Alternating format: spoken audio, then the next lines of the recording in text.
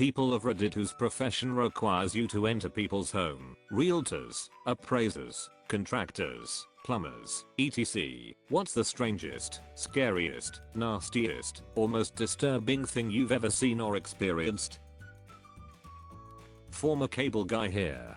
We all have similar stories of nudity, hoarders, swarms of roaches, pet filth and that sort of stuff. Had a coworker that was working on a lady's bedroom TV outlet once. Nice enough house, fairly clean and just a normal lady that was visiting with him as he worked. Suddenly he heard loud farting and looked up in horror as she just casually sat on the toilet just feet away and kept talking to him with the door open. People are weird. This had to be some sort of fetish. This is nuts. My husband is a technician. Can confirm. That's a true alpha move right there. Kitchen designer here. Went on a site visit for a woman who was very unhappy about the color of her new cabinets. As she is yelling at us, the doorbell rings. She excuses herself to answer her door, which was just her husband coming home from work. Apparently a daily occurrence. Her husband has to ring the doorbell to come home every day. OC cheating. She is cheating so hard.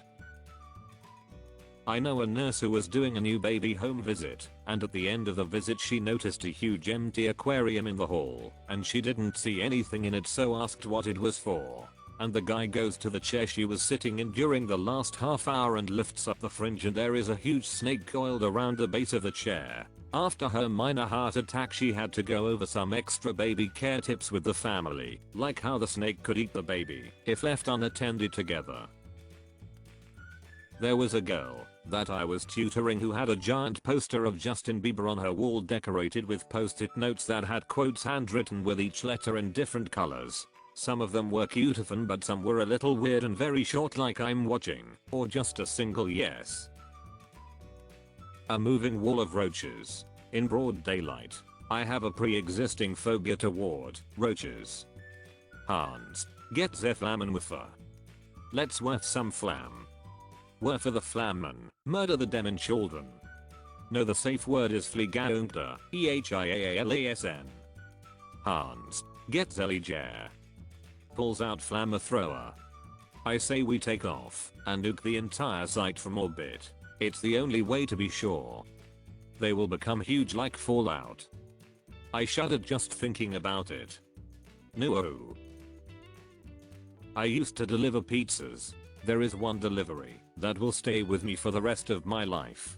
I, a 17-year-old female at the time, knocked on the door and was shocked when the man who answered was not wearing any pants. The shirt he was wearing was just long enough that I couldn't tell if he was wearing underwear or not. I avoid looking down while I hand him his drinks. Before he grabs the pizza, he turns around and bends over to put the drink on the floor. No underwear.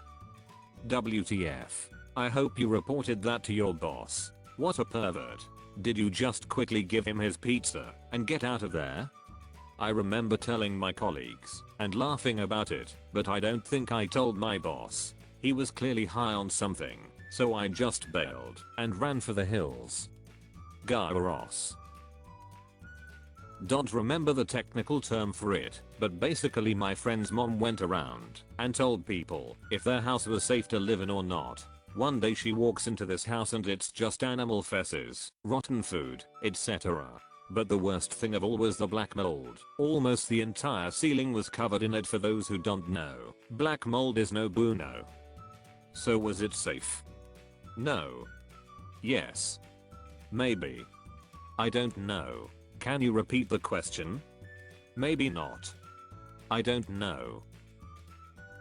Real estate investor here. Went to look at a compound for an investment opportunity once. The drive back was down a small pavement road that eventually turned to gravel, that then turned to dirt. It was about 20 miles from any civilization and up in the hills. No cell service and no people for what was probably miles. The place was surrounded by huge walls and a huge wooden gate. The compound had a main house and then several little shackles around. I could just tell something was off from the get-go. As I start touring the individual shacks, I see that the windows are barred. I look inside to find nothing but a bed and shackles. There were 5 separate shacks, each with a pair of bed and shackles. After doing some research, I come to find the place was taken after the owners were caught keeping people up in the backwoods hills for who knows how long. I think I saw this listed on Airbnb DSM. You mean kink, which is a real thing. Not me, but my dad works for AT&T as the guy who comes to your house to hook up your box and stuff. He does other things as well, but they are not relevant. He's seen a dead cat that was crushed under a bookshelf, some boxes in someone's hoarder house. As you can guess, it smelled terrible in there. Lots of cats that weren't being taken care of cleaned up after. Makes my blood boil. Same. If you can't take care of your pets, you shouldn't have them. In-home sales of attic insulation. Got invited in by a Hoarder 4-bedroom house. The only way to move around was an 18-inch aisle through every room. On either side of the aisles were magazines and newspapers stacked floor to ceiling. And she was a chain smoker. Christ's basically created house full of kindling. That's a terrifying thought. Imagine how quickly that place would burn to the ground if it started on fire. That is horrifying. Back in about 1997, our neighbor across the street, who was exactly this, had her house burned down. Her boyfriend was inside, but got out in time thanks to my parents knocking on the door. The reported cause of fire was either a space heater or the guy fell asleep smoking. The place stayed a burnt out, boarded up husk in our middle class neighborhood for 5 years before it was finally sold and rehabbed. I was asked by a tenant to come help them move. Me and another guy were both paid $200 for the day. Yeah. Probably not the worst thing, but still pretty weird. My family has a furniture repair business, and we do a lot of deliveries to people's houses. We often go inside to help set up the pieces and move them into place, etc, etc. When I was about 15-16, I was waiting around as my cousin finished setting up a bed frame, and in the corner of these people's room there was a sleeping dog. I asked if I could pet it, and the lady agreed, but failed to inform me it was taxidermied. She knew what she did, probably just wanted your reaction. No, Rowdy.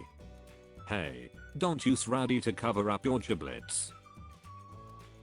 A medium-sized house a few streets down lived in a quite nice part of town, made the local papers about a decade ago. Her house was filled with 50 dead animals, not including a large amount of sick, abused animals. Wafts of the stench caused someone to call the police. There were about 10 men in hazmat suits clearing out the animals, and she ended up in jail. Despicable. I don't understand how humans can be so cruel. 100% chance she was mentally ill. Not all hoarders are mentally ill, and mental illness doesn't mean it's more acceptable to have that many animals. 30% chance of rain. So am I, but I've managed not to neglect or abuse any animals. If she ended up in jail, does that mean she was mentally competent? Because why on earth would someone live in the stench of dozens of dead animals, not to mention the cruelty towards the live ones going on? Mental health issues are not always a get out of jail free card. I honestly don't know. The news said she was arrested and charged. Not sure about the details after the fact, tbh. Where do people like this even get all these animals from? That's so many animals. A fake animal shelters usually do a home check. How did they acquire that many animals? I don't understand how it happens. I work as a renovalist. Plenty of gross, weird, and funny things, but this is one of my faves. We were in the master bedroom with the customer when we lifted his bed base onto its side. Underneath the bed was a meat pie that had clearly been there for a while. Someone had taken a decent sized bite out of it before throwing it under the bed. The customer got really nervous about it and said, "How'd that get there?" Renovalist, I like it. Customer stuffed the meat pie. I do kitchen design. It's amazing how many people never clean their kitchens. Cabinets and vent goods covered in a thick layer of rotting grease and food. I measured one house that had a rotting subfloor and grease buildup, probably 18 thick. The smell was beyond.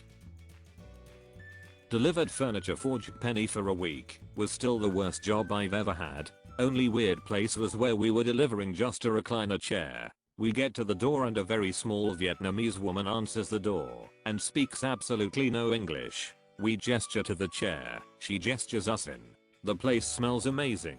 as she is cooking a whole side of flounder in a giant skillet. It looks like she hammered herself. As we are unpacking the chair, a tall white man shows up. Probably 45 years old, wearing a suit, but had one of those teeny tiny nose rings that are just a tiny gemstone. Dude is pretty strange, and he really wanted us to get the chair inside, so we could leave. My guess was he left his job to come home for the delivery, because he didn't want us to be there with his mail order bride. He sounds awesome. Where do I get one?